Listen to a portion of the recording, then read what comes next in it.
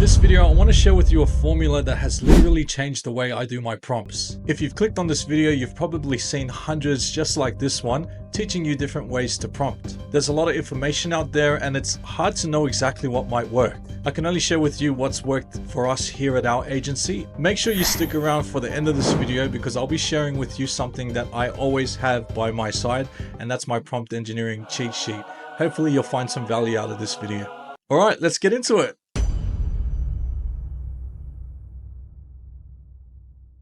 So first, let's talk about what prompt engineering actually means, and who better to ask than ChatGPT.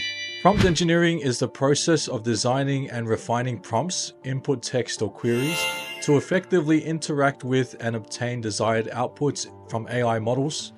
It involves crafting specific instructions or questions that guide the model's response, ensuring that the generated content is accurate, relevant, and aligned with the user's intentions. I'd say this definition is pretty spot on. You're essentially just telling the AI what you want it to do. But if you don't tell it correctly, it won't give you the results or the output that you want. So if you want to get the most out of your outputs, then prompt engineering is definitely a skill you should learn.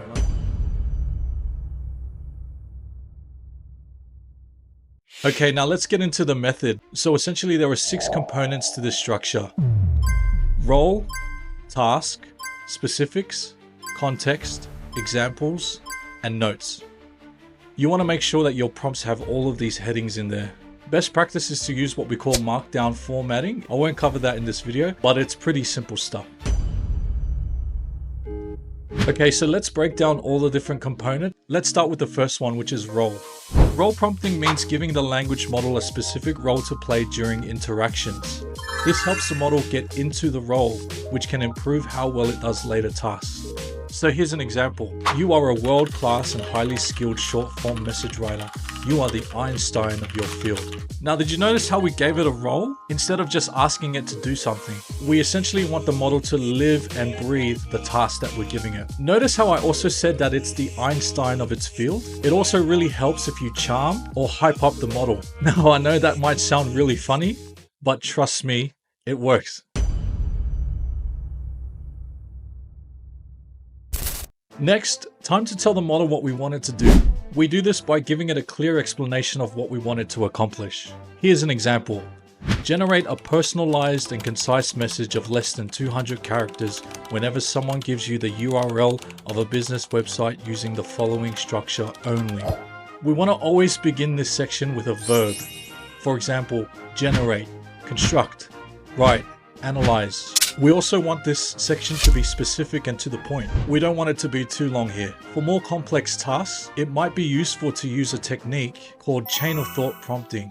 This is where you take it a step further and give it step-by-step instructions. Now I've put an example here up on the screen. You can see clearly how I've stepped out the process that the model should follow. You might also notice that I used a few variables here. This is the best section if you need the model to refer to certain variables.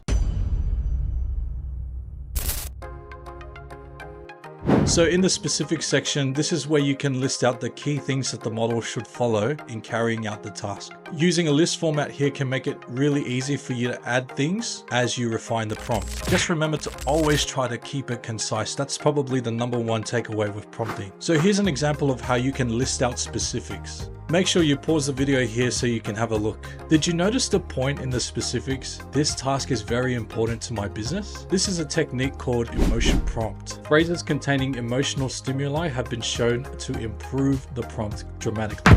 You should use this technique as much as possible throughout the whole prompt.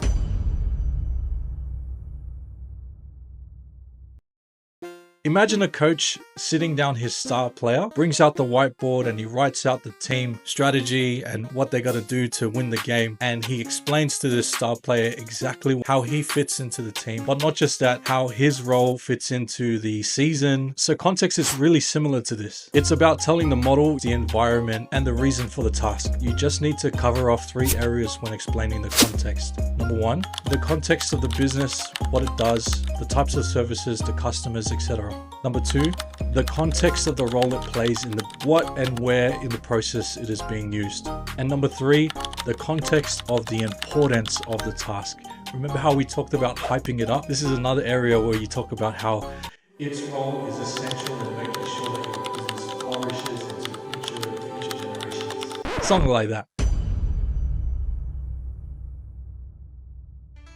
Okay, so in the example section, this is where we use a technique called few-shot prompting. It's just a really fancy word for giving the model multiple examples. We do this to demonstrate the output that we want to get from the model. As you can see, I've provided 3 examples for the model so it knows the kind of output that we're looking for, but please feel free to pause the video. The main thing that we're trying to demonstrate here for the model is the tone, the length, and the structure of the output. It doesn't necessarily matter if the examples are slightly incorrect. The model here is mostly looking at those 3 things.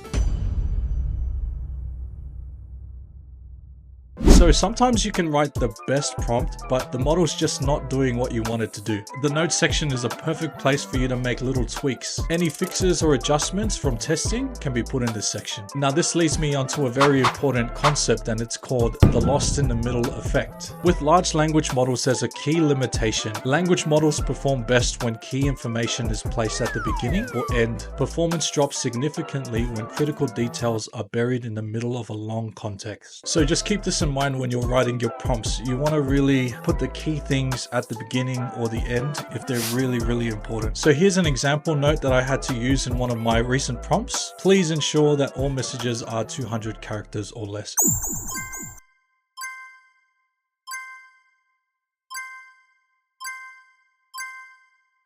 And there you have it. This is the formula that I use every time I need to write a prompt. Now, I've got to shout out Liam Motley here. Out of all the methods I've researched, his is probably the best. So this is just my spin on his method. I'll put a link to his video in the description for you to check out. I feel like I've given you a lot of information to digest, so you might need to go back and rewatch. But let's be honest, who's got time to even do that? So what I've done instead is in the description, I've put a link to a cheat sheet. It's the same one that I use every day. I find this really helpful when I'm writing out my prompts. It serves as a checklist to make sure that I'm ticking off all the boxes. I hope you find it useful. If you want it, it's yours completely free. Just go to the link in the description. So that pretty much sums up all that I wanted to cover in this video. If you liked it, please leave a like and subscribe. And if you have any prompting tips for me, please feel free to leave a comment. At Ascend AI Solutions, we help all types of businesses to save time and money and make life easier. If you're interested in working with us, we'd be more than happy to do a free consultation call with you. Just follow the link in the description. Otherwise, my goal with these videos is to try to give you as much information and value as possible. And I hope you guys enjoy the journey.